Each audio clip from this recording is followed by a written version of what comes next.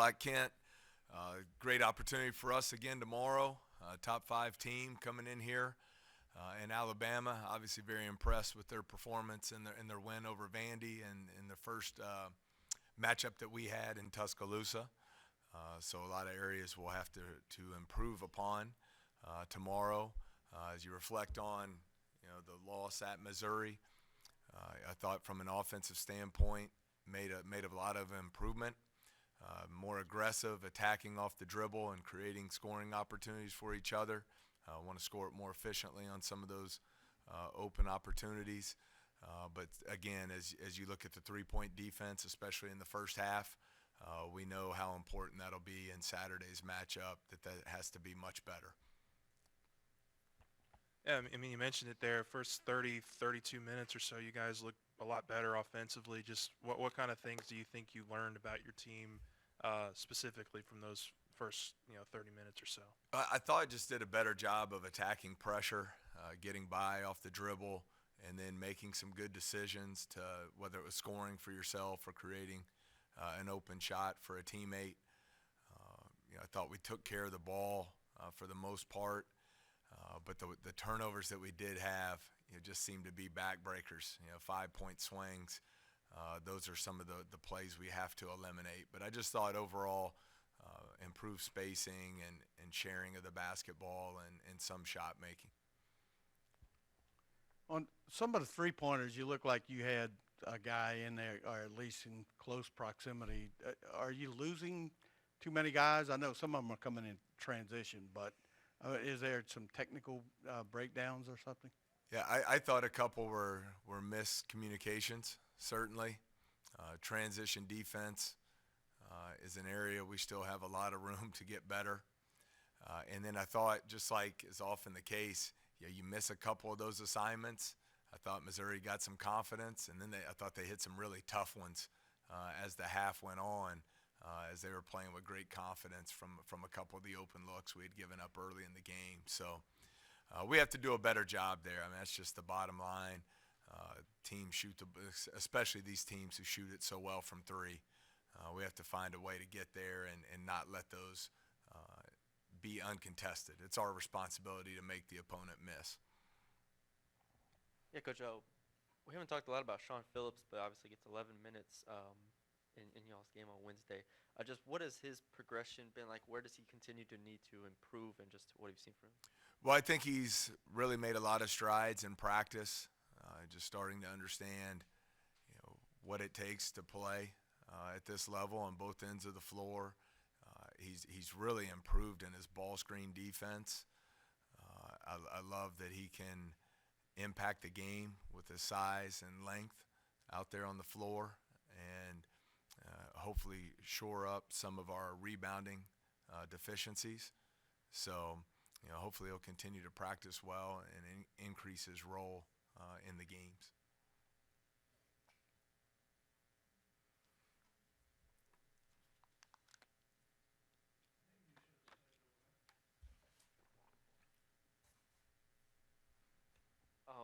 Obviously, Alabama blew out Vanderbilt, but before that, lost to Oklahoma. Was there anything in the Oklahoma game that maybe they didn't do as well, or Oklahoma did very well? Well, I think you have to give great credit to Oklahoma. They were phenomenal in that game. I thought on both ends of the floor, really executed their plan of attack to near perfection, and that's what it takes when you're playing a team of this caliber.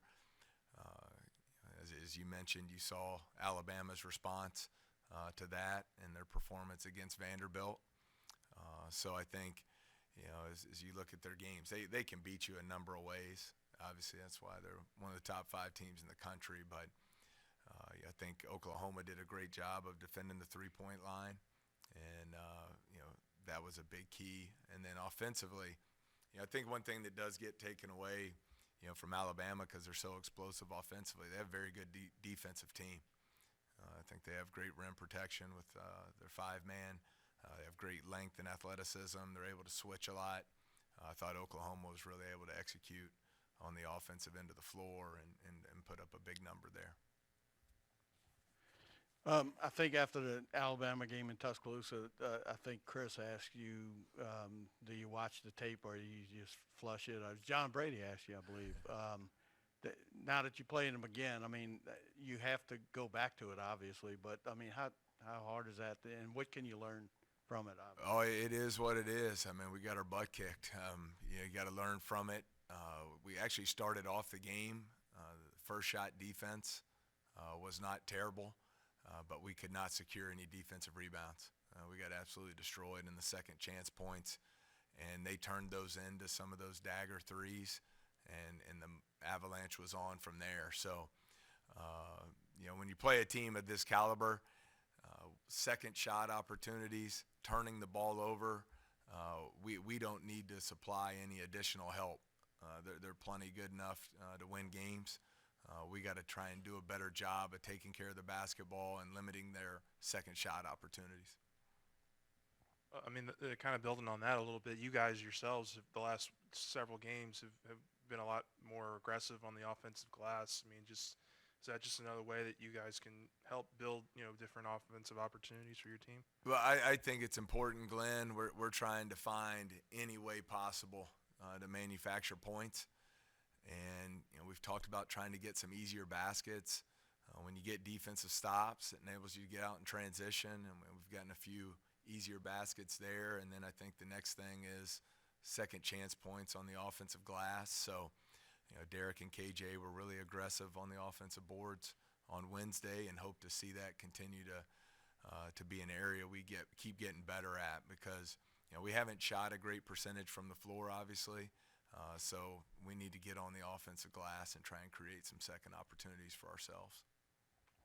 How tough is it to defend a team like Alabama that just spaces the floor so well, and also when it comes to rebounding, it's tougher to rebound against a team that's shooting so many threes, and that obviously leads to longer rebounds. Yeah, I mean, you just described the first matchup, the first half in Tuscaloosa. They make it very difficult on you. They have multiple guys who can shoot it from three. They have different angles and ways to attack you in their ball screen offense. And obviously with Miller have a lottery pick that can do a little bit of everything. So I think their offensive balance makes them a tough cover. That's why if you are able to get those stops, you have to make sure you are able to secure the defensive rebound, so it doesn't lead to those second opportunities that crushed us in the first matchup. The team has notably improved in offensive rebounds the past two games. I think KJ Williams and Fountain combined for 10 offensive boards last game. What has the team done to improve in that regard? I think it's just an effort stat. We need to be relentless in our effort to the glass, both ends of the floor. We've made improvement on the offensive glass. There's still a ton of room for growth on the defensive glass there as well. But I just think, that's what rebounding oftentimes comes down to. We can talk technique and obviously the importance of boxing out and all those things. But you have to go and pursue the basketball. And so I think our front court has made great strides there in the last two games. Matt, I don't know if you've been through a streak like this before in your coaching or playing career, but is it better at times like this to focus on the big picture and think, try to look at the overall, and how, you've talked about trying to establish a foundation for your program, or is it better to try to focus on the very granular, the winning this possession, winning this half, winning this game? Terrific question. I don't know the answer to it, but I think there has to be a balance there. A word that really comes to mind for me is perspective. I think long term, you have to keep your eye there, of course, but in the short term, we have to alter the course and find ways to get better and give ourselves better opportunities to win these games. So I think it is as simple as you have to practice well. You have to do a better job being locked in and understand the details of scouting reports. You do have to win the next possession. You do need to try to win that next 4-minute media segment and really try to narrow your focus there.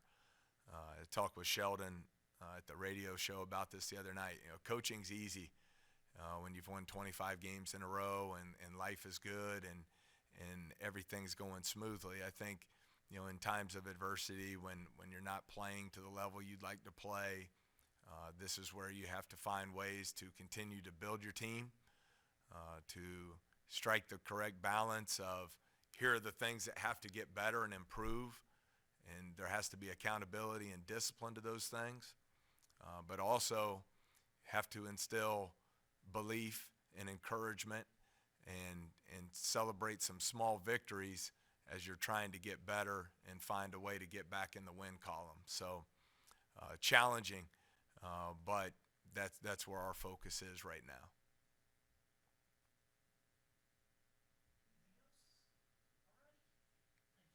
Okay, thanks so much.